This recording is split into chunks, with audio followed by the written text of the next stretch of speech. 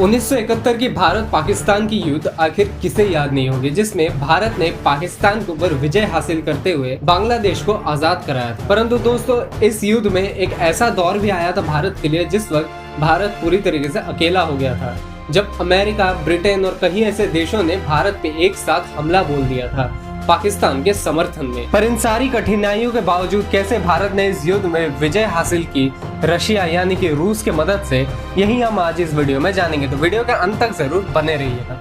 3 दिसंबर 1971 की शाम को पाकिस्तान ने भारत के फॉरवर्ड एयर बेसेस पर हवाई हमला शुरू कर दिया था। अमृतसर, अंबाला, आगरा, बीकानेर, जोधपुर, हलवाड़ा, अवंतीपुरा, जैसलमेर, पठानकोट, भुज और श्रीनगर, इन सारे एयर बेसेस पे पाकिस्तान ने लगातार हवाई हमला जारी रखा। साथ ही दोस्तों, कश्मीर में पाकिस्तान ने आर्टिलरी फायरिंग भी शुरू कर दी।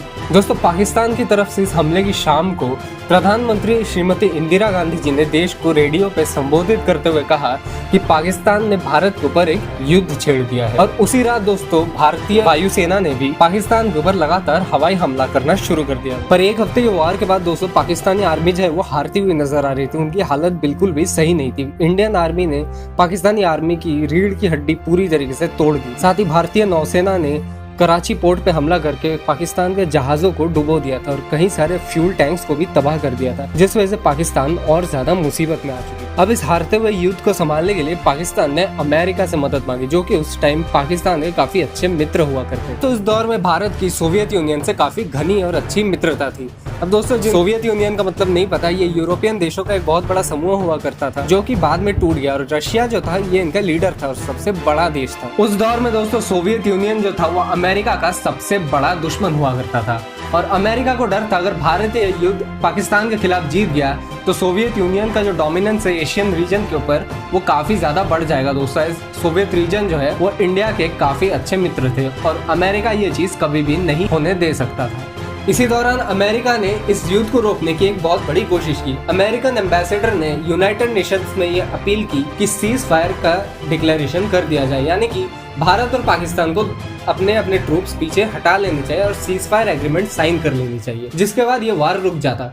बट दोस्तों, जो सोवियत यूनियन थी उसे पूरा भरोसा था कि इंडिया जो है ये वार जीत सकती है। एज दोस्तों, फॉर्मर जो ईस्ट पाकिस्तान थी, जो कि आज बांग्लादेश है, सोवियत यूनियन को काफी ज्यादा टेंशन थी। एज ईस्ट पाकिस्तान में वेस्ट पाकिस्तान की जो गवर्नमेंट थी वो काफी ज्यादा डोमिनेशन कर रही थी और वहाँ काफी ज्यादा वायलेंस क्रिएट हो रहा था। इसी वजह से सोवियत यूनियन चाहती थी कि इंडिया ये वार जीत जाए और ईस्ट पाकिस्तान को आजाद करा दे। इसी वजह से दोस्तों, यूनाइटेड नेशन में सोवियत यूनियन के जो एम्बेसडर्स थे वो अमेरिका के अगेंस्ट में वोट किए और उन्होंने इस अमेरिकन डिसीजन को वीटो कर दिया। दोस्तों, वीटो का मतलब था वो इस डिसीजन को खारिज कर दिए और वो इसे मानने से इनकार किए। उस समय अमेरिका के प्रेसिडेंट हुआ करते थे रिचर्ड निक्सन और सेक्रेटरी ऑफ स्टेट थे उनके हेनरी किसिंगर। अब दोस्तों, अमेरिका का एक ही एम था, वेस्ट पाकिस्तान को किसी भी तरह से इस वॉर में जिताना। इसी दौरान दोस्तों, प्रेसिडेंट रिचर्ड निक्सन ने हेनरी किसिंगर को यह ऑर्डर दिया कि US 7th फ्लीट को बंगाल की खाड़ी में यानी कि बे ऑफ बंगाल में उतार दिया जाए। US 7th फ्लीट जो थी वो यूनाइटेड स्टेट्स नेवी की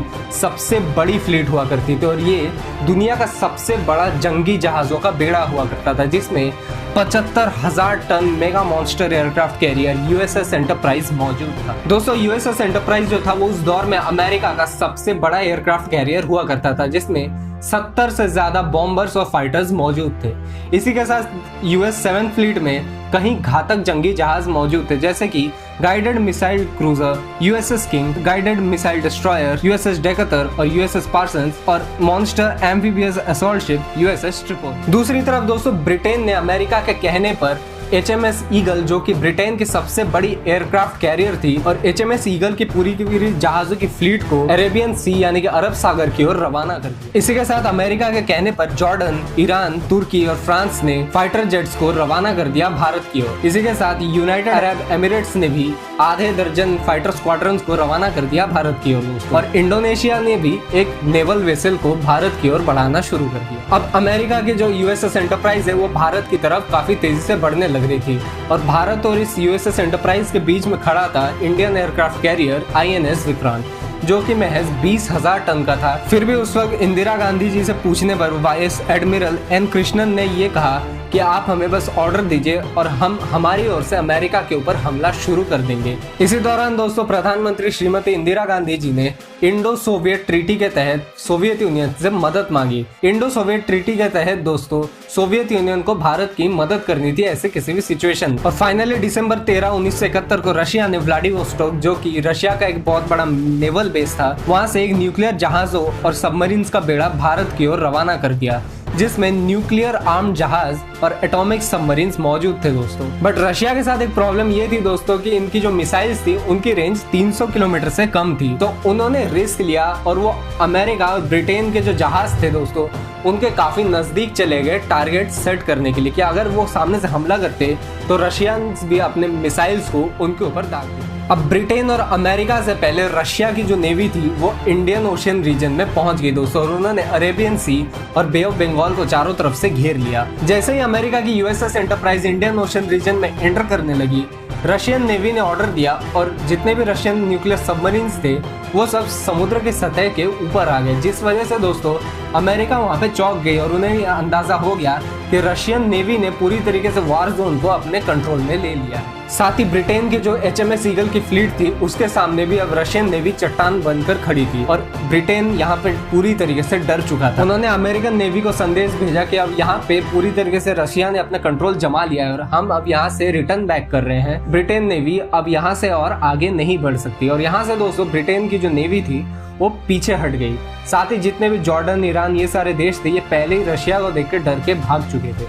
और यहाँ से दोस्तों जो यूएसएस एंटरप्राइज थी, अमेरिका ने यूएसएस एंटरप्राइज को भी पीछे हटाने का डिसीजन लिया। और ठीक इसी तरह रशिया ने पूरी दुनिया से लड़ के पूरी दुनिया को डरा के उन्होंने भगा दिया सिर्फ और सिर्फ इंडिया के लिए दोस्तों। उन्होंने इतने सारे नेवी और इतने सारे फाइटर जेट्स को, अलग अलग देशों के फाइटर जेट्स को उन्होंने अकेले ही डरा के भगा दिया।